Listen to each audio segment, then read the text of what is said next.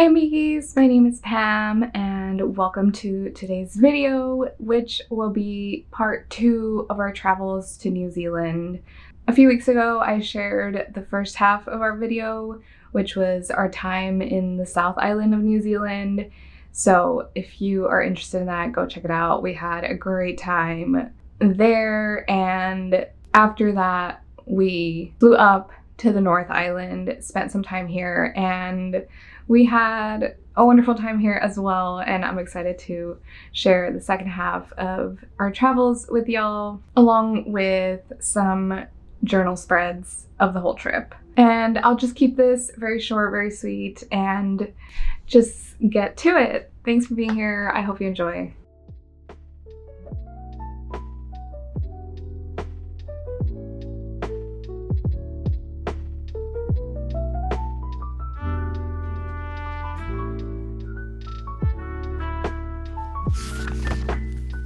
So our first day in the North Island was basically just a travel day. We flew from Queenstown in the South Island to Auckland after spending a week down there. Once we landed, we picked up our rent-a-car and drove to our first accommodations, which was an Airbnb in Taupo. We are staying here for a couple of nights and using it mostly as our base for the Tongariro Alpine crossing hike. So after our long day of travel today, we just settled in, called it a night, and got some rest because we were starting our next day super early.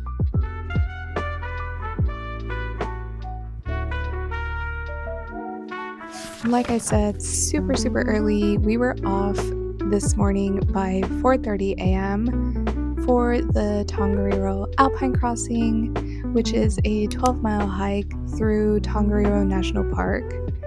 This is not an out and back hike, it is a point-to-point hike.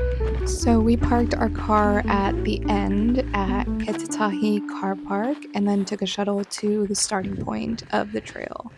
It was still dark when we started our hike, so we had to use our flashlights for a good 20 minutes or so, but then the sun started to rise and we were good pretty quickly. This hike takes you across a volcanic landscape and up and around the Tongariro volcano. It's about 20 kilometers total distance and 2,800 feet in elevation gain.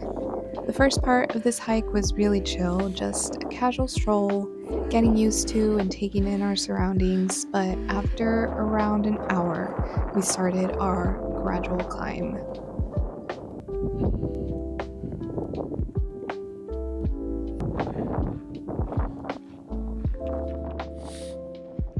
This hike is famous not only because it's amazing and beautiful, which it is, but also because it served as a filming location for the Lord of the Rings movies, specifically as the backdrop for Mordor and Mount Doom. And trust, I did feel like Sam and Frodo on the verge of death, taking the ring to the volcano, and I wish I had been carried up the mountain like Sam did with Frodo because I was dying at some points.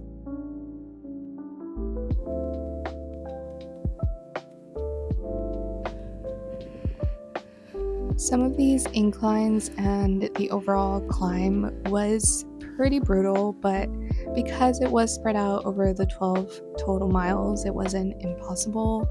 And in terms of difficulty, I actually struggled a lot more with a different hike in New Zealand that we did during the first half of our trip, the Sealy Tarns track, which you can see in my previous New Zealand video if you're curious. So the first half of this hike is climbing to the Red Crater. Once we got to the top, we ate a little snack, took in the sights for a bit, and then headed down a bit of a treacherous slope down the other side. I did almost faceplant a few times here, but surprisingly, I never fully fell, which is an achievement for me and my coordination. But yeah, the rocks in this area are very loose, so go down with caution and with patience.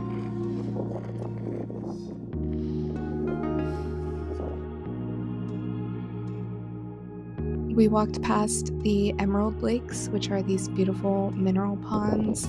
The smell was very, very eggy in this area, as you would expect a volcanic area to be.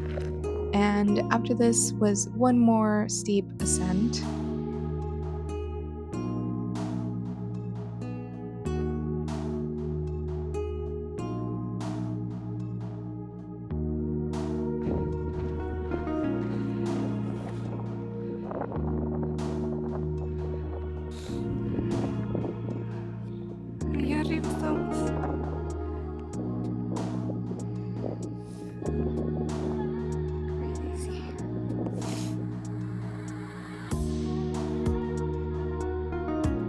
So, on the other side, the landscape becomes a lot less otherworldly, a lot less Mars like, and more grasslandsy. And from here, we could even see the end of the hike, which is still many, many miles off in the distance. So, we decided to stop here for a little rest, to eat our lunch, and then finally start our descent.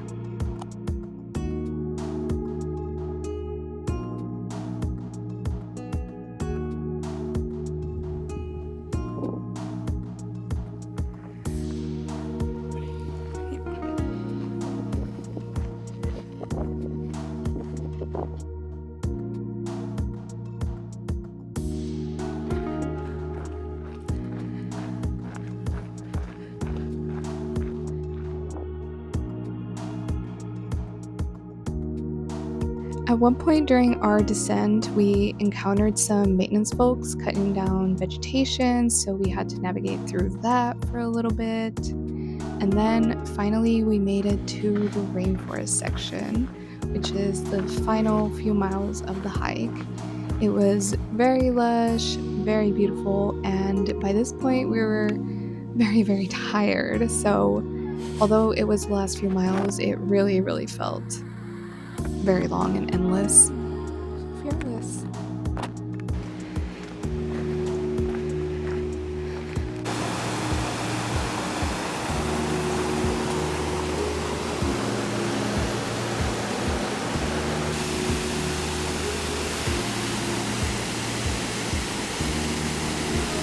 So, gorgeous hike, gorgeous final miles, but safe to say we were very relieved when we made it to the exit and back to our car. And that was our first full day in the North Island of New Zealand. This hike was definitely a highlight of our whole trip and one of our favorite hikes we've ever done. And I had a lot of fun putting this little spread together to commemorate that hike.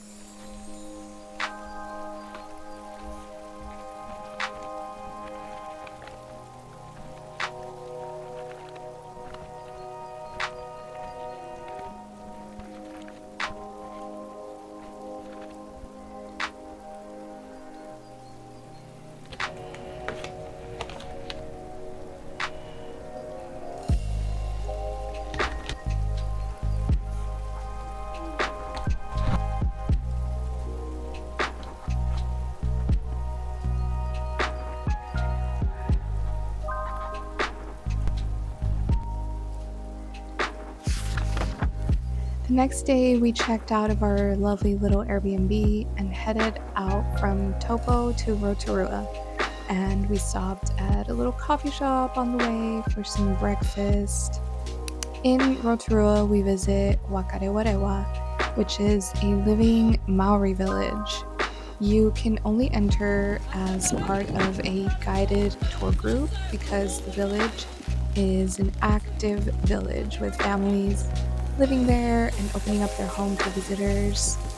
The Maori people from this village actually have passed down the tradition of giving guided tours for many generations, and in order to be a guide, you have to be able to tie your ancestry to whakarewarewa. And you can really feel that history and the cultural pride throughout this tour. Our guide was really knowledgeable, really awesome, and really just funny and a great time. One's up the back, one runs through the village, one runs along the river. That's how we know the guys are next to him or who's about.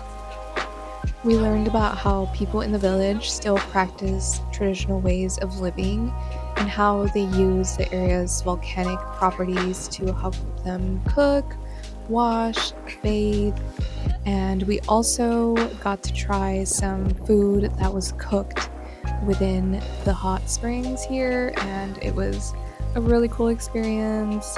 And then we also waited to try to see one of the big geysers erupt, and sadly, it never did while we were here, but we still got to see some of those smaller ones erupt, and that was really cool.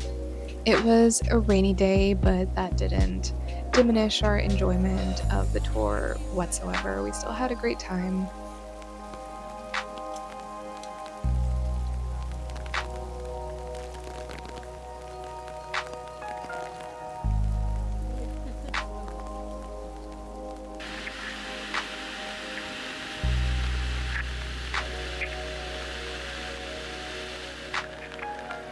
After our guided tour, we stuck around for a little longer and got to watch one of the cultural performances that the people from Whakarewarewa put on, and that was a really cool experience as well.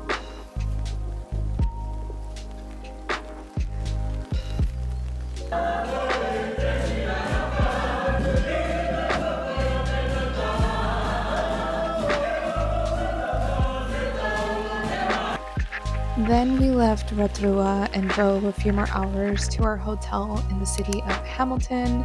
And the last thing we did after settling in was getting dinner at a cozy little Italian place down the street from the hotel. And it was so delicious.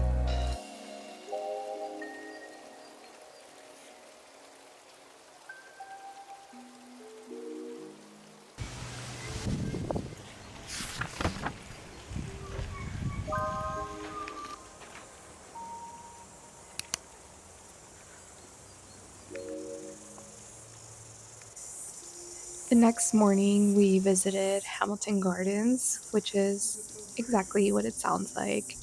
It's a beautiful park in Hamilton with a lot of differently themed gardens. You pay one entrance fee and then you get to explore all the gardens, and there are a lot of them. They're themed by world regions and by different cultures, and there's historical gardens and fantastical gardens, and it was really beautiful and whimsical, and it was just a really nice way to spend our morning.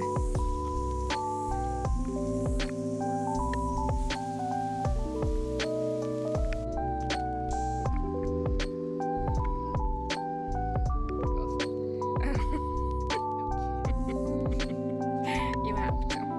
With the unpopular opinion. I'm just trying to be different.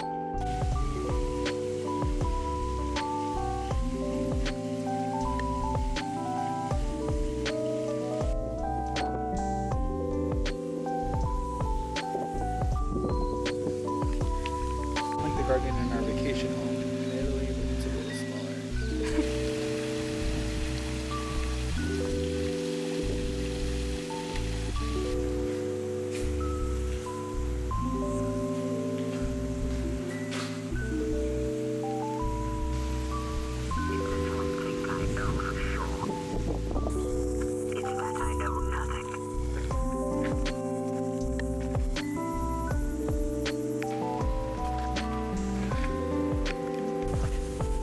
Oh my god, we have to go to the cave.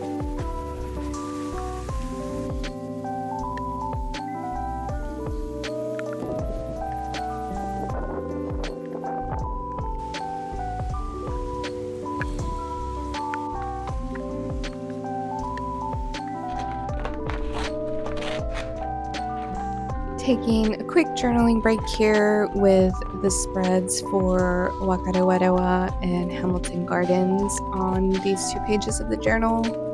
I saved maps from both of these places that we got from the brochures when you visit, and those make great journal spread backgrounds. And then I also printed out a few pictures from our visit and used some stickers that I got on my trip on these pages and on the rest of my travel journal. There were these cute Birds of New Zealand stickers that I was really excited to use.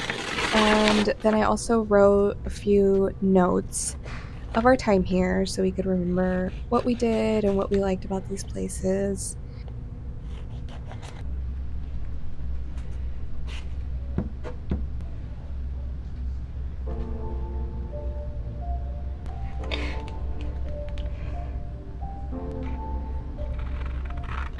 I feel like other trips, I'm able to collect more variety of ephemera, but for some reason during this trip, I guess because of the things we were doing, it just happened to be mostly maps, which to be fair are some of my favorite types of ephemera, and they're some of my favorite things to include in journals, and these were some really cool ones, so I'm glad that I got to keep those. But besides that, not a ton of ephemera, but that's okay. I supplemented with some of these stickers and the pictures, and I ended up liking how all the spreads came out, anyways.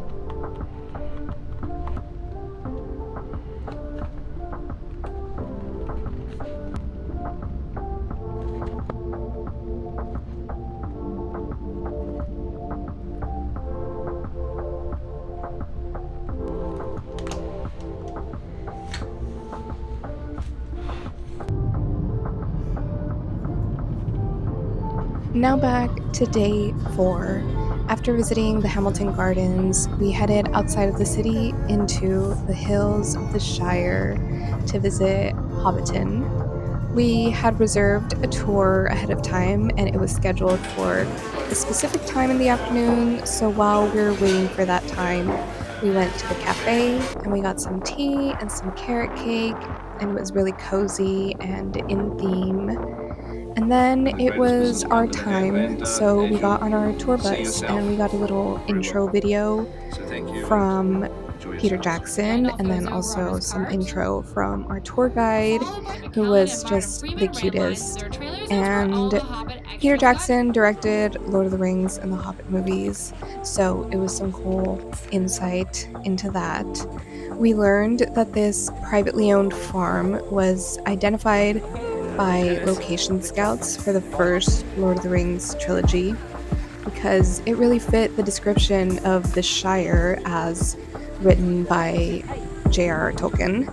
So they built the set for those movies, filmed, and then they broke everything down and continued normal operations on the farm. And then when they were getting ready to film the Hobbit movies years later, they came back and they wanted to recreate the set exactly as it was in the original trilogy. But the property owners proposed recreating the set but building it to be a permanent installation so they could then open it up to the public. Hence how this came to be a place that you can visit year round, and thank God for that because it is just the coolest place to visit. It was a rainy day and it was drizzling a little bit on and off during our tour, but it was really light, and honestly the clouds and the rain made it feel nice and cool, and it gave everything a nice vibey ambiance.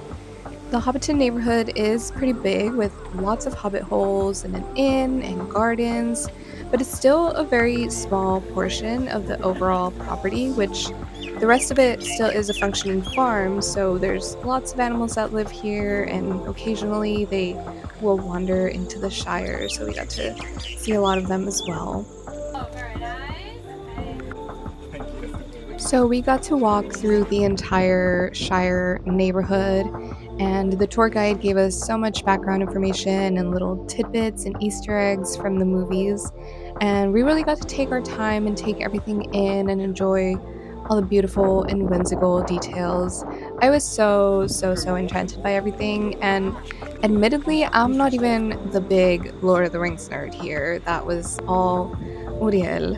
But I had read The Hobbit in preparation for the trip, and I really liked it. And then getting to experience the Shire in person and see everything as imagined by Tolkien, recreated in person, was really magical.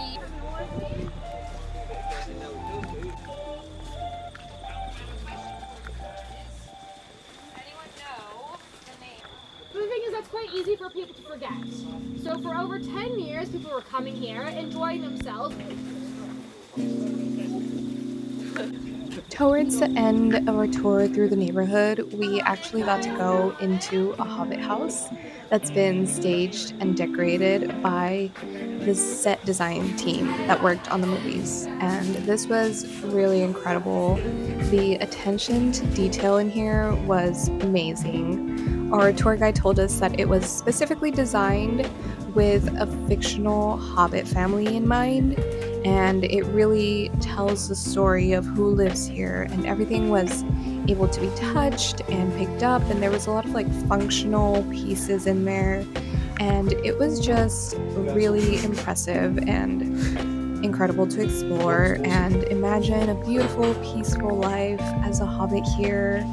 It was also really nice that everything was just like a little small, perfectly hobbit sized, and honestly, perfectly me sized. I could see myself living in this house easily. I loved it. One of the faces on the Gandalf's cutting from Mr. Proudfoot, who you see in front of the red door that lead to the second half of the Hobbit home, alright? So through those doors, Oh dear, look at this little tiny. what you see.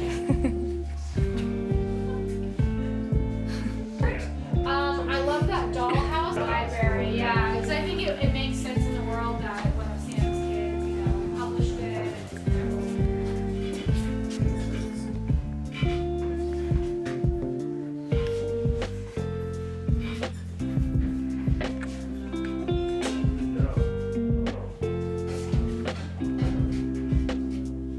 As you can see, I got a lot of footage of inside this house because I was just so enchanted by everything, all the little details I was in love with, and I really just wanted to take it all in. And it was very much like stepping into a little play dollhouse. It was just like my fantasy, my dream. I enjoyed this so much. Cannot overstate how incredible this was. Yeah, it is.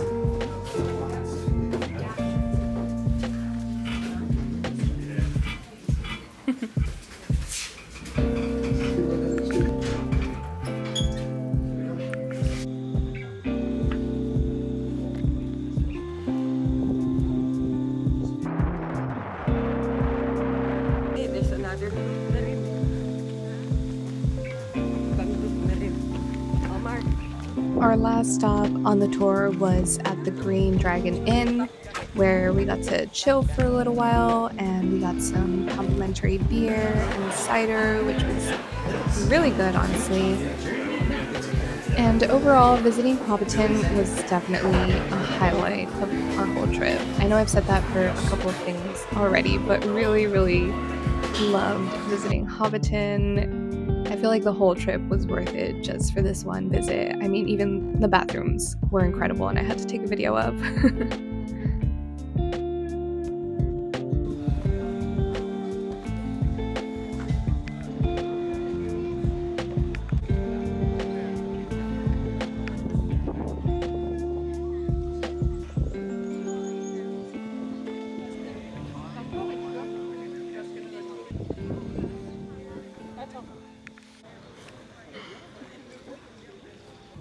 So eventually our tour did come to an end. Sadly, we had to leave the Shire, but luckily we didn't have to say goodbye for good just yet, because we will be coming back here very shortly, as you will see.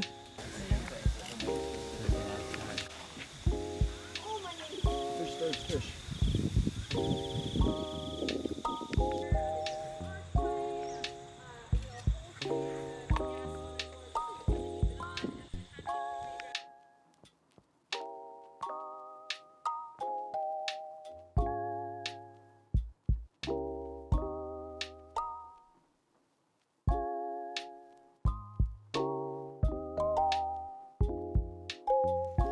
We have made it to day 5 and our final day in New Zealand, and the main driver of this whole trip. It is Halfling Half Marathon Day, so we are back in Hobbiton and getting ready for our races. Uriel is running the half marathon, and I am running the 11T first, which is an 11.1 kilometer run. So about half of the distance of the half marathon, but still a longer distance than I've ever run in my life. But I've been semi-training for it. I thought I was ready, but as you will see, I was not that ready. But this was a really fun time. There was a lot of people dressed up as Lord of the Rings characters. There was a lot of music. The vibes were really good. The half marathoners lined up, started their race about an hour before us 11 first runners did. And then we were off through Middle Earth.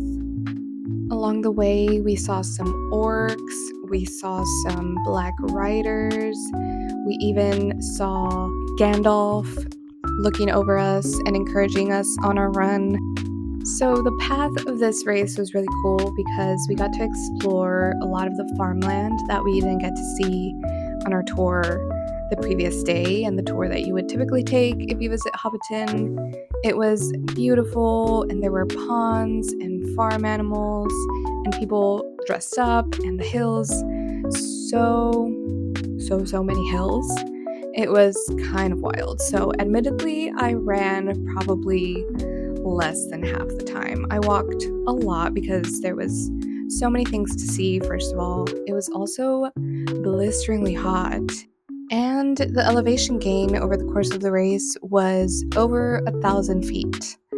So, some very big steep hills and uneven terrain, but it was still a super unique, once-in-a-lifetime experience, and overall, I had a wonderful time, and just like getting to explore and experience Hobbiton and the surrounding farm once again was really, really special.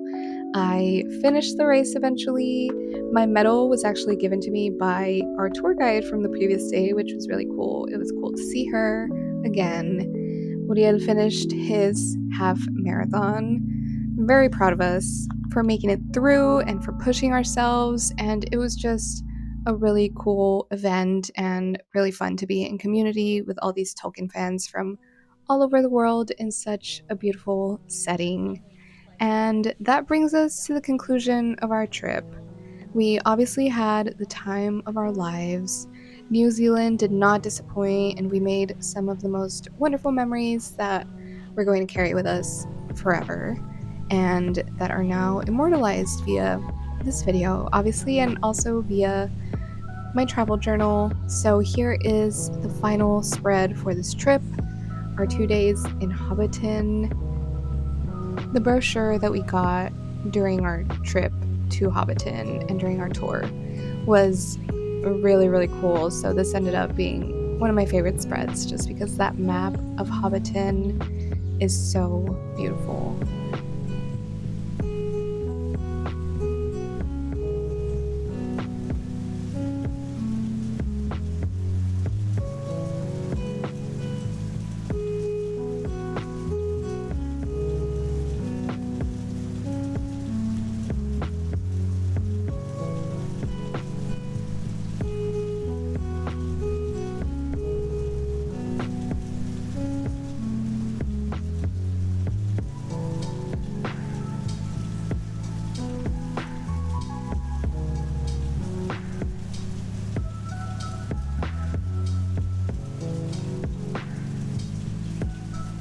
So these are the finished spreads of our trip to New Zealand, our days in the North Island, starting with our amazing hike at Tongariro National Park, and then our time in whakarewarewa in Rotorua, and then finishing with our days in Hamilton, the Hamilton Gardens, and then of course our visit to the Shire. I really, really liked how all these spreads turned out, and overall how the travel journal for our time in New Zealand ended up, including the spreads for the South Island from my previous video, and just a trip for the books for sure that I'm glad I get to relive now through these spreads.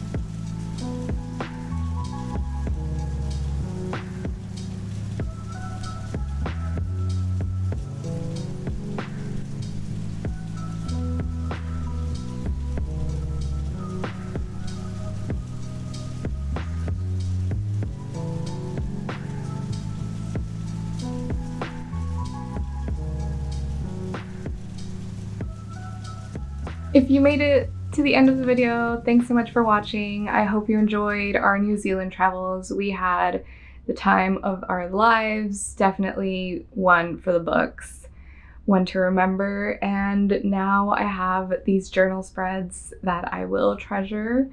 And yeah, New Zealand exceeded all our expectations, and it was one of the best trips that we've been on, and I'm happy to get to share it with y'all.